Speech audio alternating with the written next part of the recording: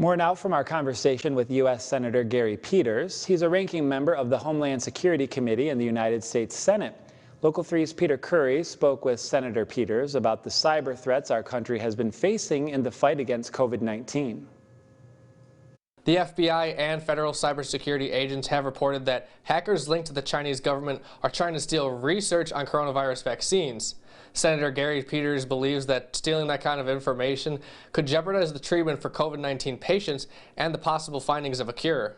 The public reports show that there have been attempts by the Chinese government to hack into our sites and entities related to developing a vaccine. Those are both government sites for the United States as well as hospitals and other kinds of research facilities.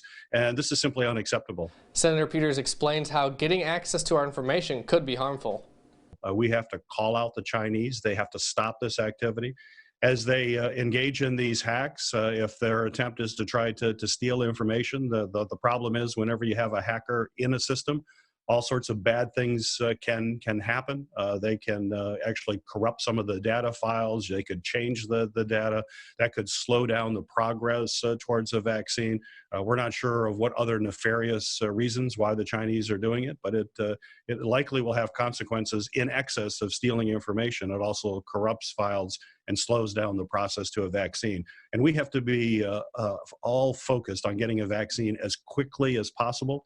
And when you have a government like the Chinese government engaged in these kinds of activities, that's not helpful for the United States. It's not helpful for the world community as well, and they need to stop it.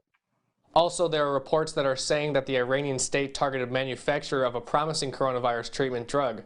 Senator Peters said the United States government will act swiftly by using sanctions and the cybersecurity backing of the United States military to ensure that these actions are stopped.